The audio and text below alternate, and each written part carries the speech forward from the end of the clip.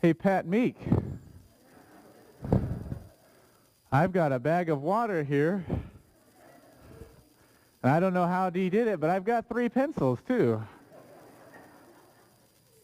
Where are you? Why aren't you coming forward?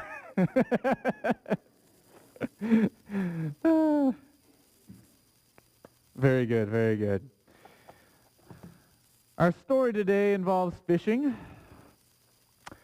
In John chapter 21, which is the last chapter of John.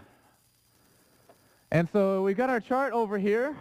We've been keeping track of how many chapters of John that we've read, and so far we're up to about 800. Now I know that several of you have been reading and haven't put initials out there.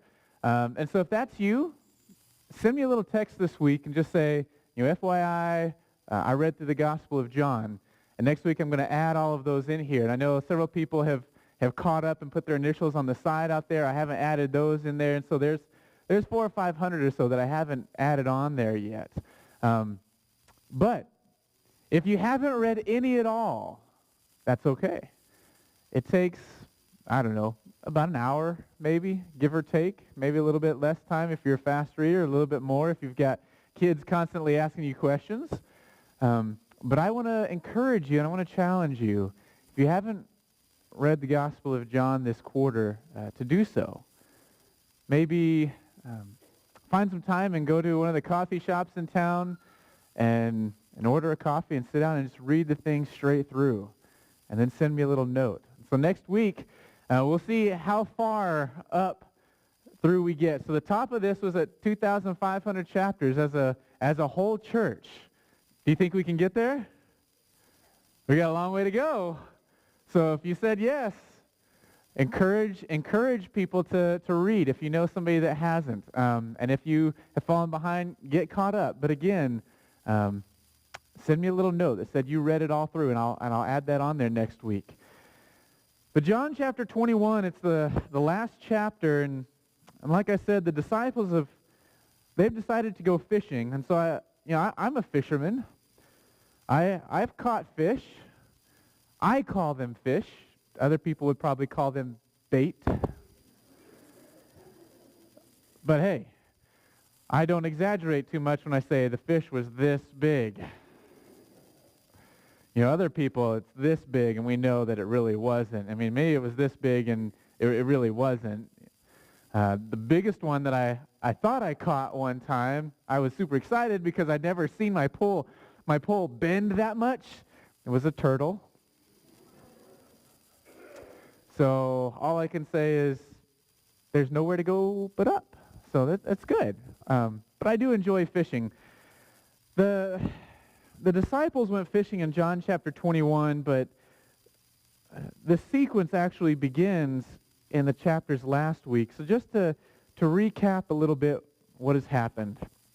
Last week I pulled a stool up here and we just read the scripture about Jesus being crucified and how he was denied by Peter 3 times. Even though Peter had said with passion, "Even if everybody leaves you, I will never leave you." And then Jesus says, "You're going to deny me 3 times." And he does. He denies Jesus 3 times. And then Jesus gets arrested, he's taken, he's crucified, and all of his disciples leave him. There's only a few people, and if you read John 20, you know that there's a lot of Marys. Mary, his mom, Mary Magdalene, some ladies that are with him at the cross. Well, and then Jesus rises from the dead, and there's this shocking realization of the tomb is empty. What does that mean? They're starting to put the pieces together. Maybe what Jesus said about rising from the dead is really true, and some people don't believe it. We have Thomas that says, no, I saw what happened, and unless I touch the scars on his body, I'm never going to believe it. And then Jesus appears to Thomas and says, "Here I am. Touch the scars. You see, I am he." And that's where John 20 ends.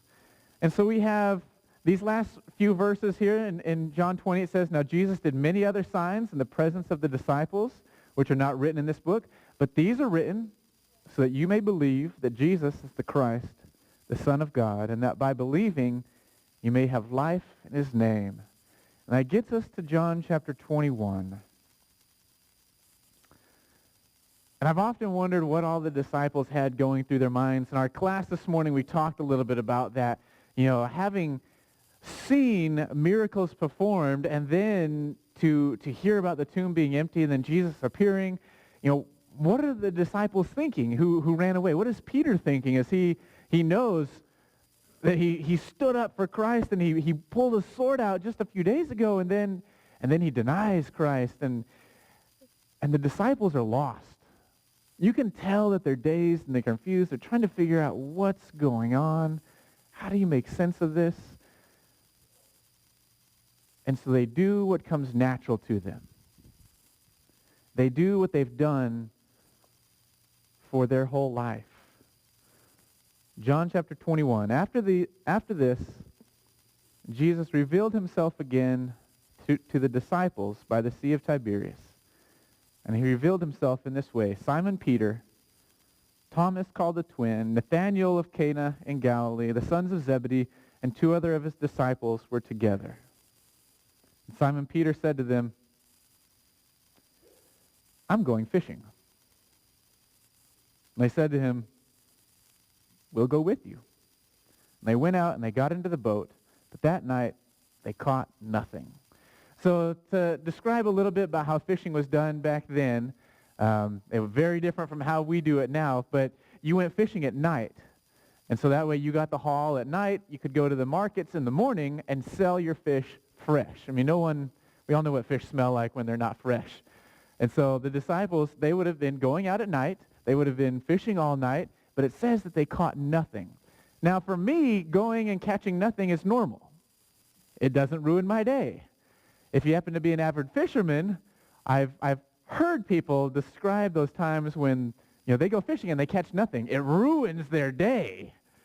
And these disciples are fishermen. They fish for a living, so they know how to fish. And so I can only imagine, here they are. They've just experienced this amazing thing. They're trying to make it compute, and they just need to do something that they know how to do and that they're good at, that they're successful at. And so they go fishing, and they catch nothing. And the sun comes up, and their boat is empty. And I've often pictured, them being out on the waters, kind of the mist, that early morning mist as the air is crisp. They're sitting there frustrated.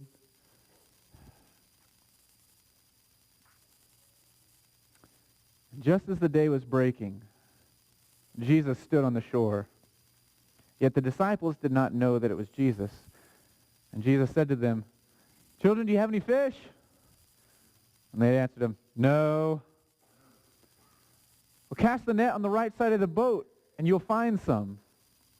And so they cast it, and now they were not able to haul it in because of the quantity of fish. And that disciple whom Jesus loved, therefore, said to Peter,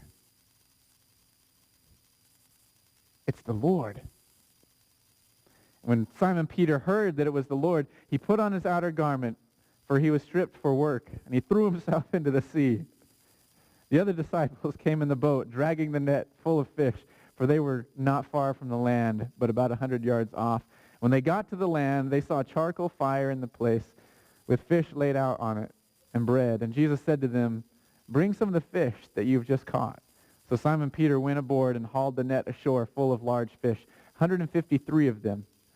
And although there were so many, the net was not torn. Jesus said to them, come and have breakfast. Now none of the disciples dared ask him, who are you? They knew it was the Lord. And Jesus came and he took the bread and he gave it to them, and so with the fish. This was now the 3rd time that Jesus was revealed to the disciples after he was raised from the dead. This is an interesting story because what it begins to do is it brings things full circle. A lot of the disciples, the first disciples called, where were they when Jesus called them? They were fishing. Peter and his companions, James and John, Andrew. They were all fishermen. And Jesus called them. And remember, they left their father, they left their nets, they left their father, and they came and they followed Jesus. They were on the seashore. And now here we come, a few years later, and the disciples, they're doing what they know to do. They are doing what they've been doing since they were 6, 7 years old. It's catching fish. Well, not catching fish until Jesus tells them to throw their net on the other side. And he comes walking on the seashore and he calls them. And what's interesting too is that one of the first encounters, turn over to Luke.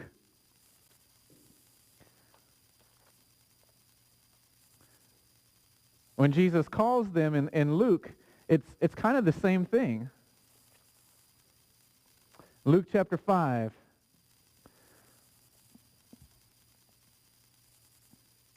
On one occasion, while the crowd was pressing in on him to hear the word of God, he was standing by the lake of the Gennesaret.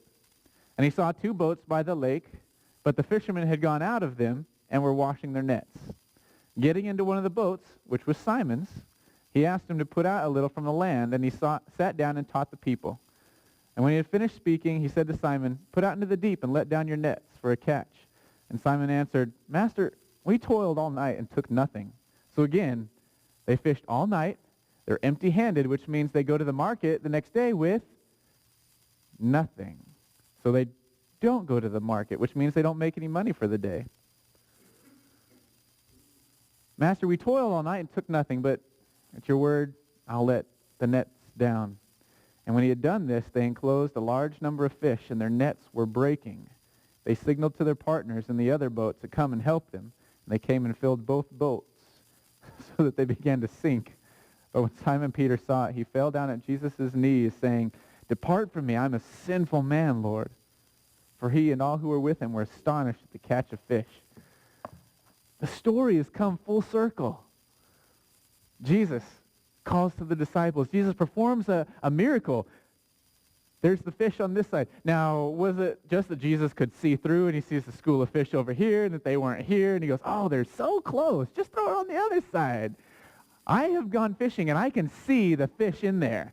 And I throw my hook in there and they just look at it." It is infuriating. I don't think this is what that was. This was a miracle.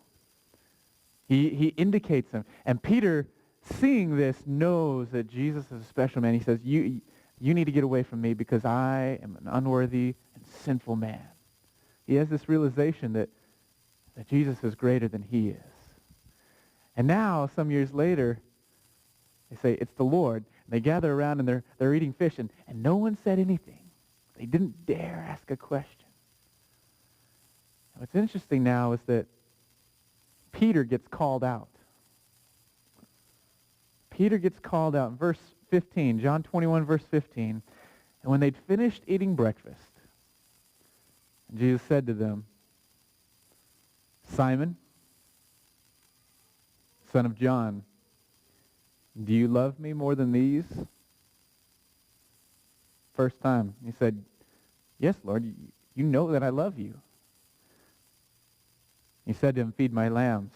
And he said to him a second time, "Simon, do you love me?"